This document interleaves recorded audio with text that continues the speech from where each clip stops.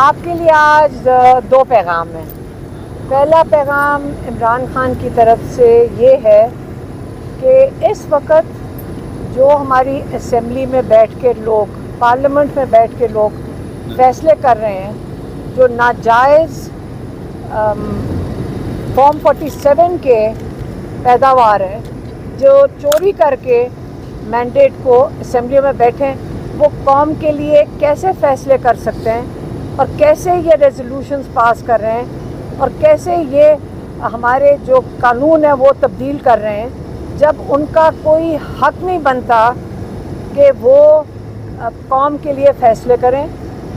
انہوں نے کہا ہے کہ سب سے پہلے جو ان کا مطالبہ انہوں نے پہلے بھی کیا ہے وہ یہ ہے کہ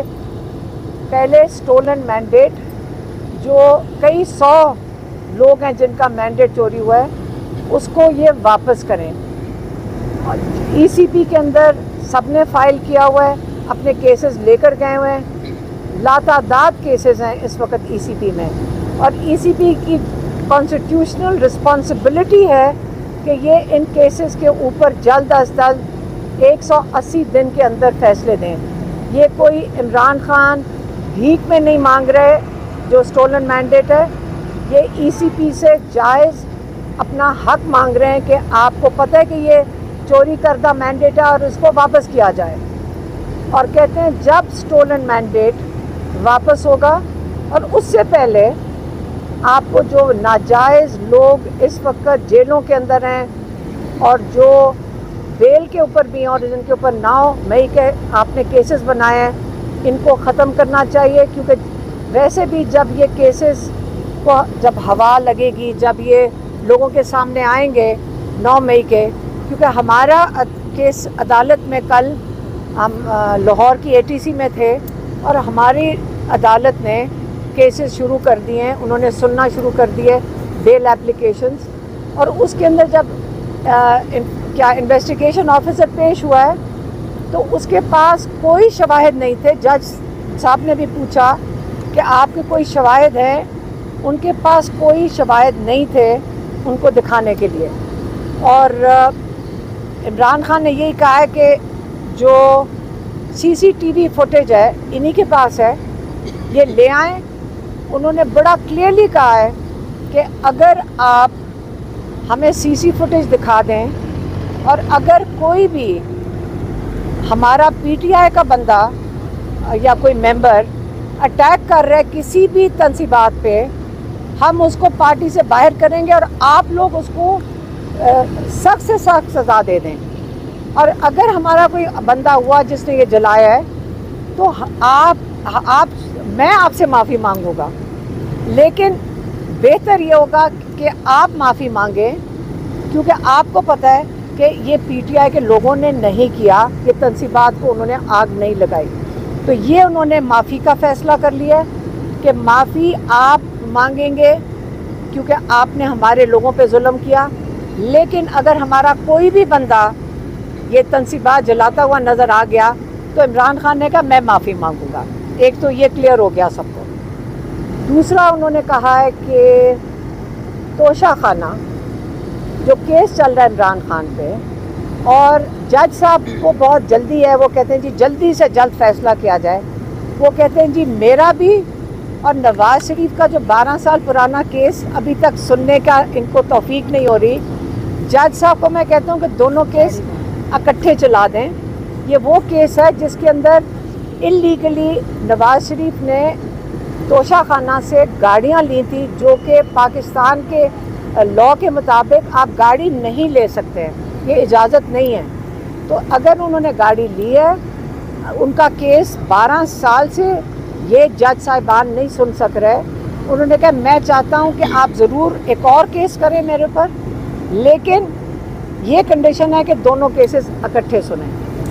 یہ دو پیغام تھے عمران خان کے، میں نے آپ کو پہنچا دیے. اچھا علیمہ خان صاحبہ، آپ نے کہا کہ عمران خان صاحب نے کہا کہ معافی مانگیں، اور D G I S P R کی جو پریس کانفرنس ہوتی ہے وہ عمران خان صاحب کو کہتے ہیں کہ آپ معافی مانگیں، تو دونوں طرف سے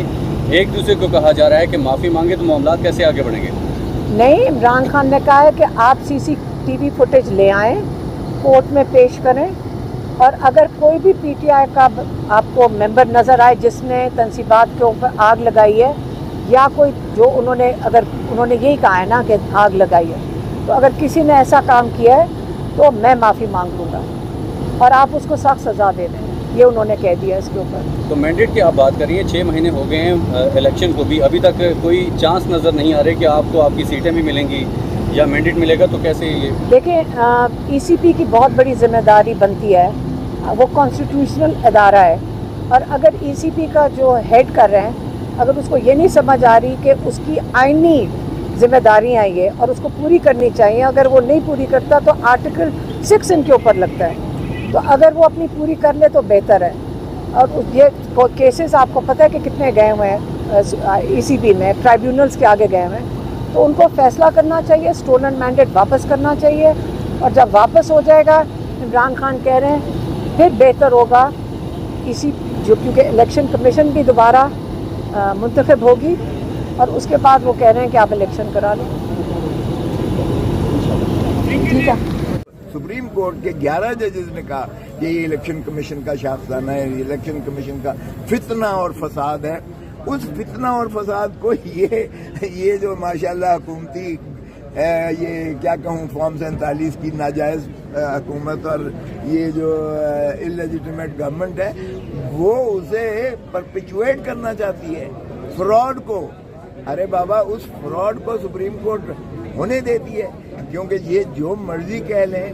یہ ایک تو یہ ہے کہ نشستیں، اب مجھے مطلب سنی اتحاد کونسل میرا کیا تعلق ہے، لیکن مجبور کیا انہوں نے کہ 3 دن دیے اور انہوں نے کہا کسی میں شامل ہوں، تو ہم سارے جو ہے ظاہر ہے وی ہیڈ نو آپشن، لیکن سپریم کورٹ نے اس کو ریکٹیفائی ریمیڈی وہاں سے کر دی، بنیاد سے، ابتدا سے۔ تو اس لیے مجھے تو نوٹیفائی کر دیا سپریم کورٹ نے، 29 لوگوں میں میں ہوں جنہوں نے، جو سپریم کورٹ کے جو ہے فیصلے میں ہی لکھا گیا کہ چونکہ ان کے فارم میں اور ان کے حلف نامے میں بڑا واضح لکھا ہوا تھا کہ پاکستان تحریک انصاف ہے، لہذا یہ پاکستان تحریک انصاف کے ایم این اے ہے اور انہیں نوٹیفائی کیا جائے، اور الیکشن کمیشن نے ہم کو کر دیا۔